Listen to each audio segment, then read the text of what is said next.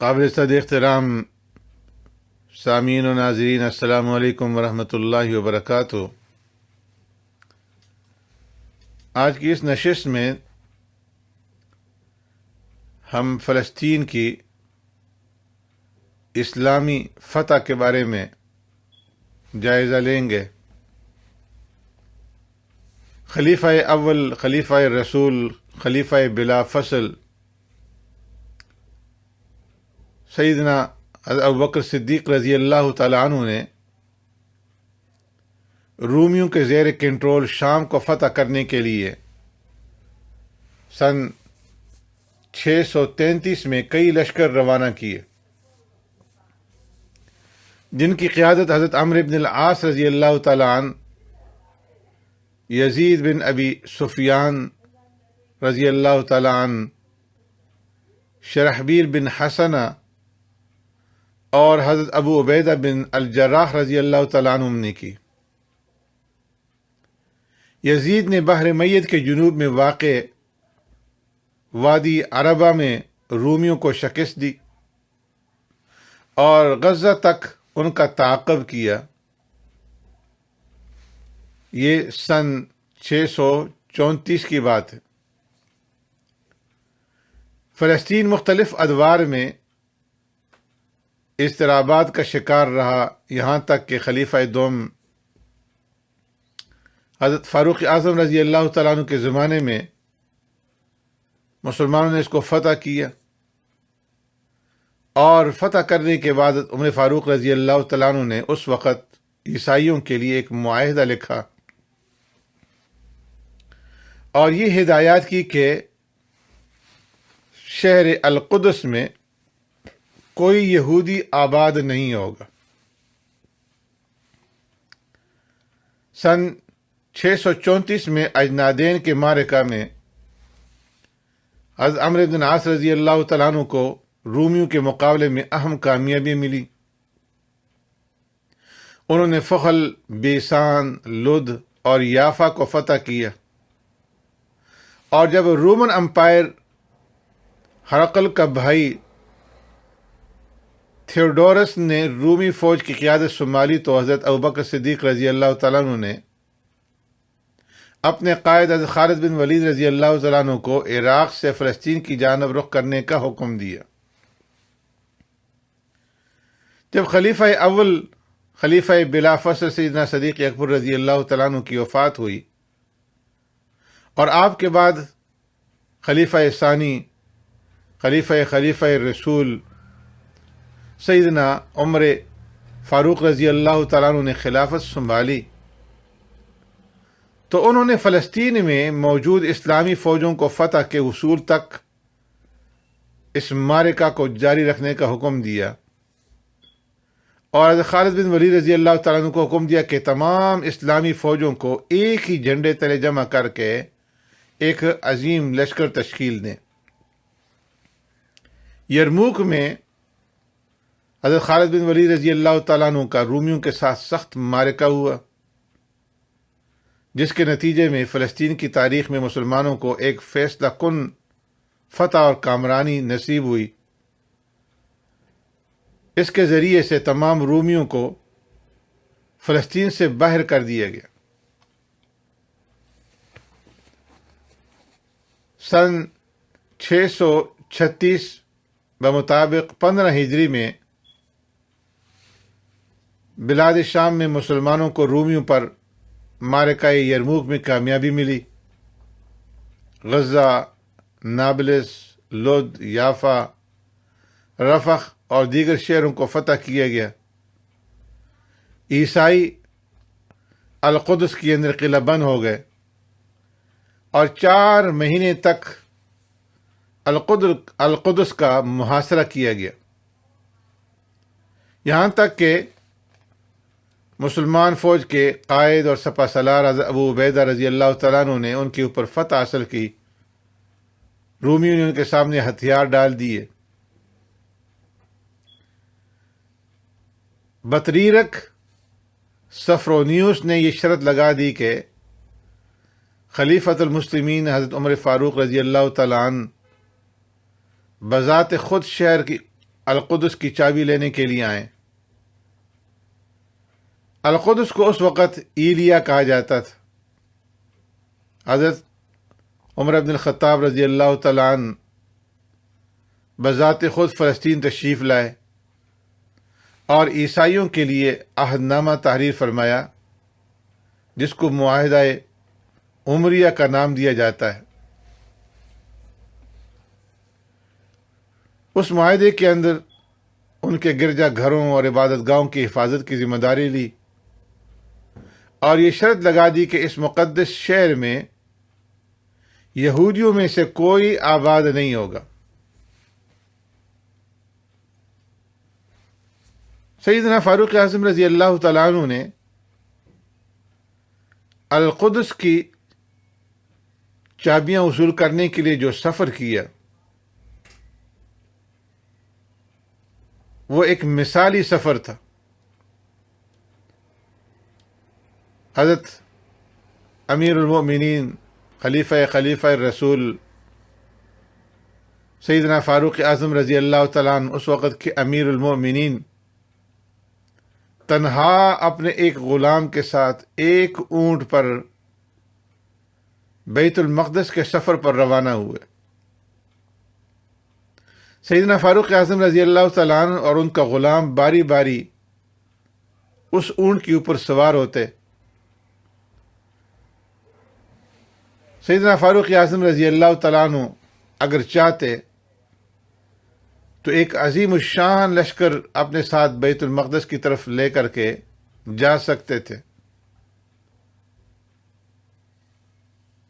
لیکن انہوں نے دنیا کے دوسرے بادشاہوں کی طرح عمل نہیں کیا، بلکہ تواضع اور خوف الہی کا درس دیا کہ جو دنیا کے اندر حکمرانی کریں ان کے اندر کس قدر تواضع، کس قدر عاجزی اور کس قدر خوف الہی ہونا چاہیے۔ سیدنا فاروق اعظم رضی اللہ تعالیٰ عنہ اور ان کے غلام یہ سفر کرتے ہوئے جب بیت المقدس پہنچے، اس وقت اونٹ پر سوار ہونے کی باری غلام کی تھی۔ غلام نے چاہا کہ امیر المؤمنین سوار ہوں تاکہ لوگ ان کو سوار دیکھ لیں، لیکن سیدنا فاروق اعظم رضی اللہ تعالیٰ عنہ نے اونٹ پر سوار ہونے سے انکار کر دیا اور القدس میں پیدل داخل ہوئے، اس حال میں کہ غلام سوار تھا اور آپ اونٹ کی مہار پکڑے ہوئے پیدل چل رہے تھے۔ جب مسلمانوں نے سیدنا فاروق اعظم رضی اللہ تعالیٰ عنہ کو دیکھا تو تکبیر اور تحلیل کے ذریعے سے نعرے لگاتے ہوئے ان کا استقبال کیا،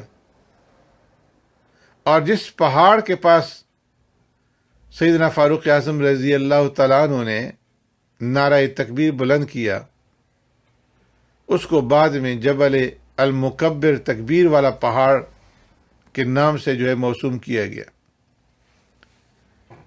امیر المومنین سیدنا فاروق اعظم رضی اللہ تعالیٰ عنہ لشکر سے قریب ہوئے تو اس وقت ان کے جسم پر معمولی کپڑے تھے اور ان کپڑوں کے اندر بھی بعض جگہ پھٹی ہوئی تھی، پیون لگے ہوئے تھے۔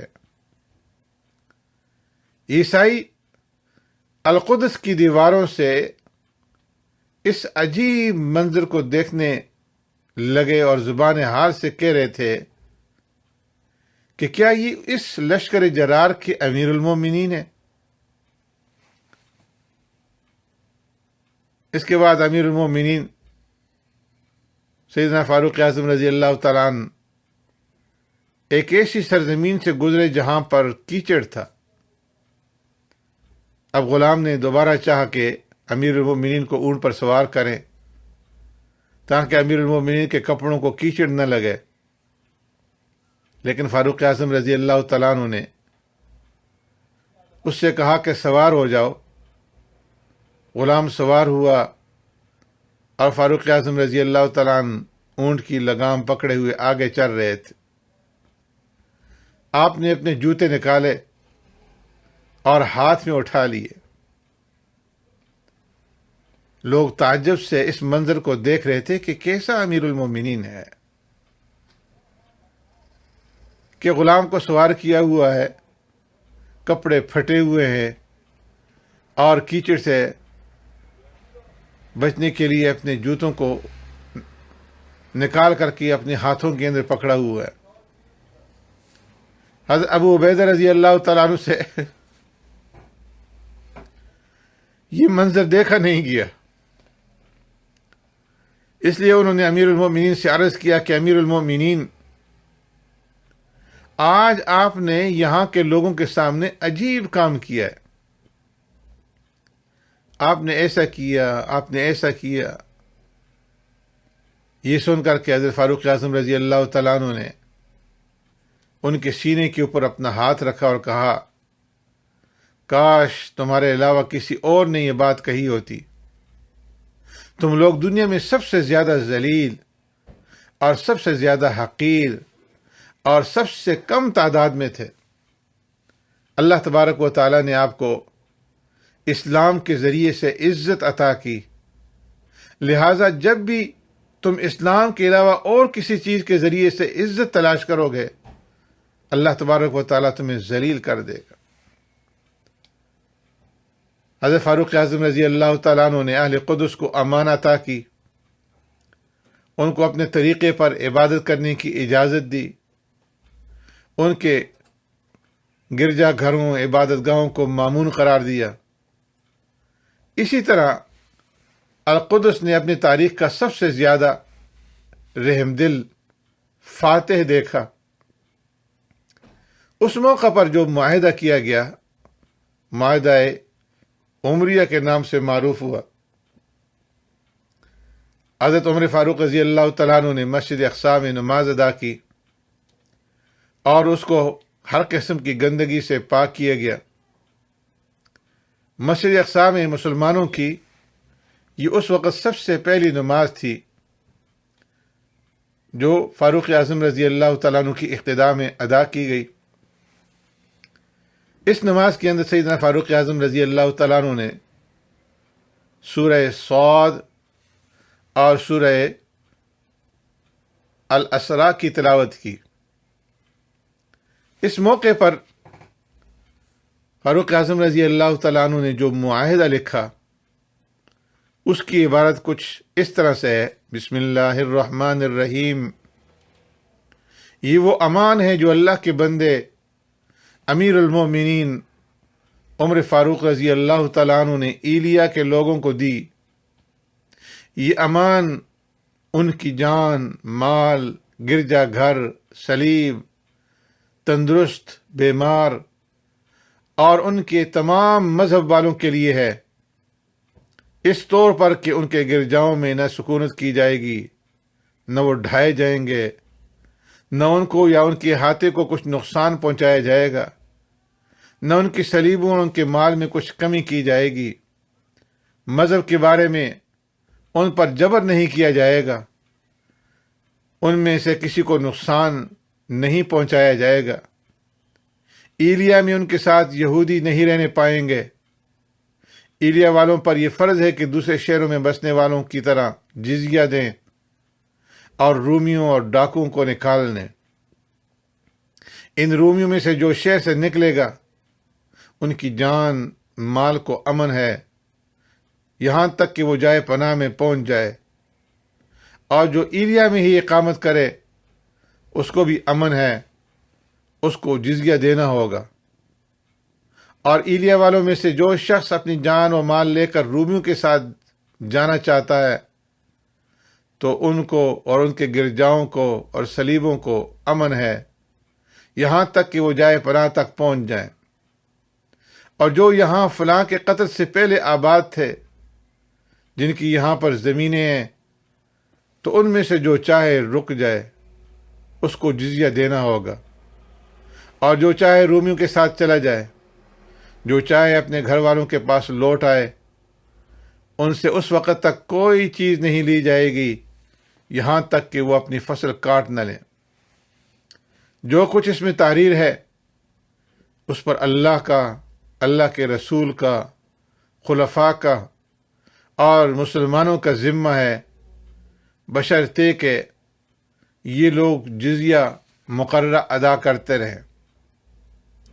اس تحریر کے اوپر، اس معاہدہ نامے کے اوپر جو گواہ ہیں ان میں حضرت خالد بن ولید رضی اللہ تعالیٰ عنہ، حضرت عمرو بن العاص رضی اللہ تعالیٰ عنہ، حضرت عبد الرحمن بن عوف رضی اللہ تعالیٰ عنہ اور معاویہ بن ابی سفیان رضی اللہ تعالیٰ عنہ ہیں، جن کے دستخط گواہ کے طور پر ہیں۔ یہ معاہدہ ہجری 15 کے اندر تحریر کیا گیا۔